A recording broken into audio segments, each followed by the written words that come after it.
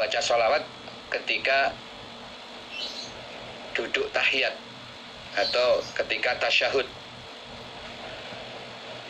Setelah bacaan tasyahud, kemudian dilanjutkan dengan membaca sholawat atas Nabi. Dan tuntunan bacaan sholawat dalam tahiyat itu sudah ada. Jadi membaca sholawat dalam sholat itu juga hukumnya wajib.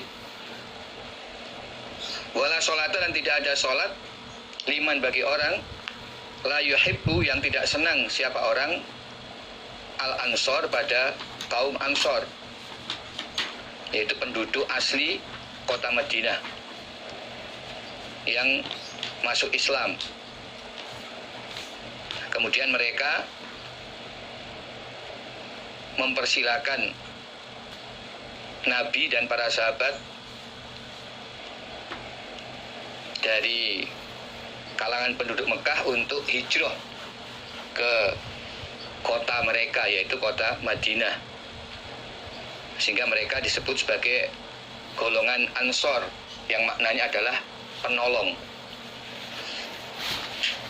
Jadi mereka menolong Nabi dan kaum muhajirin untuk bisa bertempat di kota Madinah, kota mereka. Ini maksudnya umat Islam tidak boleh benci kepada orang Ansor.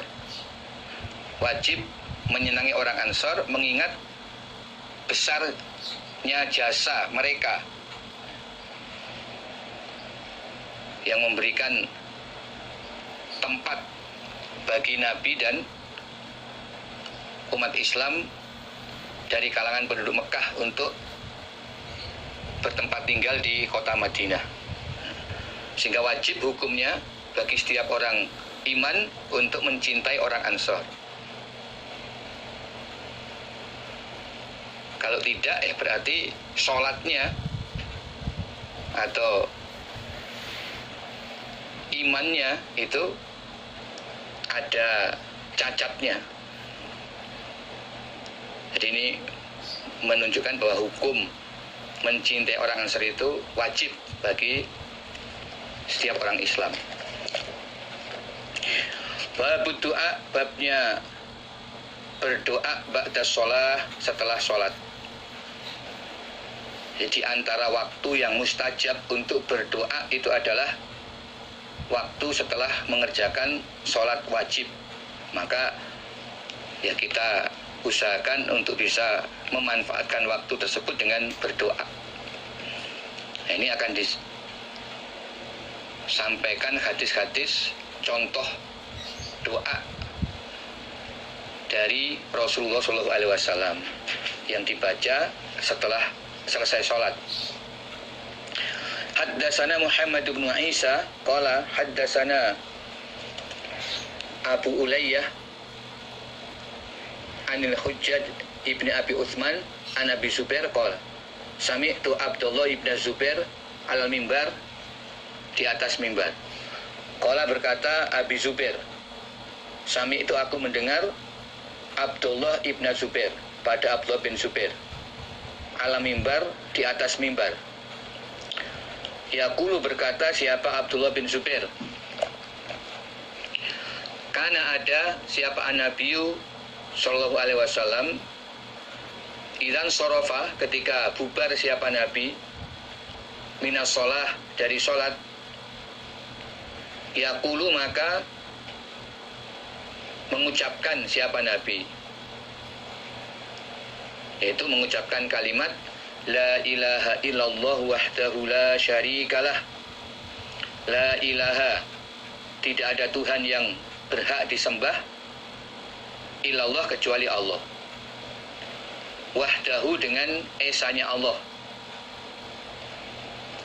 la syarika, tidak ada sekutu atau tidak ada yang menyamai, lahu, bagi Allah, tidak ada Tuhan yang berhak disembah kecuali Allah, dengan keesaan Allah. Jadi Allah adalah satu-satunya Tuhan yang berhak disembah.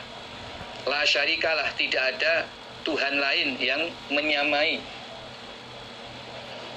Allah sebagai Tuhan yang berhak disembah.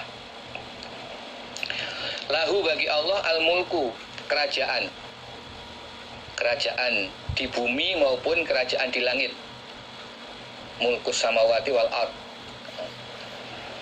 Walaupun di bumi ini ada banyak raja, tetapi sesungguhnya yang berkuasa sepenuhnya hanya Allah. Bahkan Allah lah zat yang memberikan kerajaan kepada orang-orang tertentu di kalangan umat manusia. Tu'til mulka man tasya wa tanzi'ul mulka liman tasya. Allah memberikan kerajaan kepada orang yang Allah kehendaki, dan Allah juga melepas kerajaan dari orang yang Allah kehendaki. Sedangkan nanti di akhirat, pada hari kiamat, ketika manusia dibangkitkan dari kubur, dikumpulkan di padang mahsyar, atau yang disebut Yaumiddin, saat itu Allah berfirman, Anal Malik, Anal Malik, Anal Malik. Akulah raja, akulah raja, akulah raja. Aina mulukul ard, di mana raja-raja yang dulu ada di bumi? Semua tidak ada lagi yang mengaku sebagai raja. Itu keadaan di hari kiamat.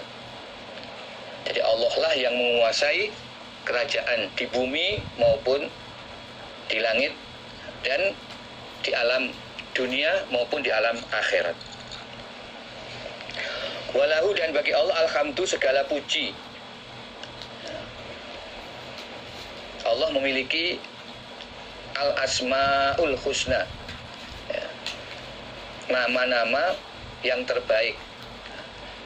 Nama-nama Allah yang terbaik itu menunjukkan sifat-sifat Allah yang terbaik.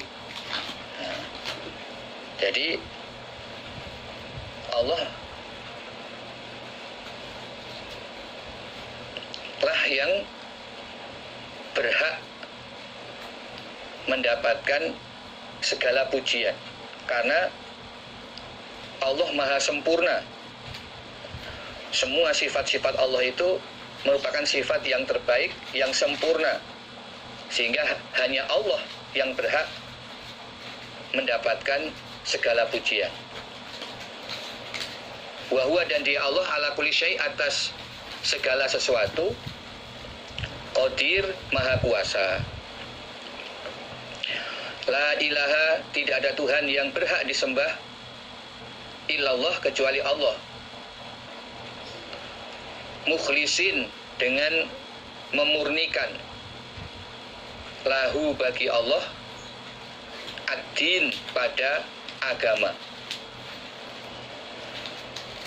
Nah, kita menyembah kepada Allah dengan benar-benar memurnikan agama bagi Allah. Tidak mencampur syariat-syariat dalam agama dengan aturan-aturan yang tidak bersumber dari Al-Quran dan Al-Hadis. Di pernyataan La ilaha illallah itu disertai dengan iktikad untuk benar-benar memurnikan pelaksanaan ibadah dalam menjalankan agama Allah, yaitu agama Islam. Walau karihal kafirun, meskipun benci siapa al-kafirun, orang-orang yang kafir. Ahlun nikmah, maksudnya huwa ahlun nikmah, Allah adalah, dia Allah adalah ahli nikmat. Allah lah yang menguasai segala bentuk nikmat dan yang memberikan berbagai macam nikmat kepada semua makhluk tanpa kecuali. Tidak hanya manusia, tapi hewan dan makhluk yang lain itu mendapat curahan berbagai nikmat dari Allah. Selama adanya kehidupan di alam dunia ini, Allah lah yang menguasai berbagai nikmat dan yang membagikan berbagai macam nikmat kepada semua makhluk. Wal fadli, dan ahli keutamaan. Di dalam Allah memberi dan membagikan berbagai nikmat itu, Allah membaginya tidak sama. Ada yang diberi lebih, ada yang diberi kurang dibandingkan yang lain, sehingga ada sebagian makhluk yang mendapatkan kefadholan atau kelebihan dari nikmat-nikmat Allah tersebut. Nah, itu adalah haknya Allah. Allah yang memberikan kefadholan kepada makhluk-makhluk tertentu. Wasana ilhasan, dan ahli pujian yang baik. Yang berhak mendapatkan pujian yang baik hanyalah Allah. La ilaha illallah, tidak Tuhan yang berhak disembah kecuali Allah. Mukhlisin, dengan memurnikan lahu bagi Allah, ad-din, pada agama, walau kariha, walaupun benci siapa al-kafirun, orang-orang yang kafir. Ini salah satu kalimat zikir atau juga bisa disebut doa yang dibaca Nabi setelah selesai sholat.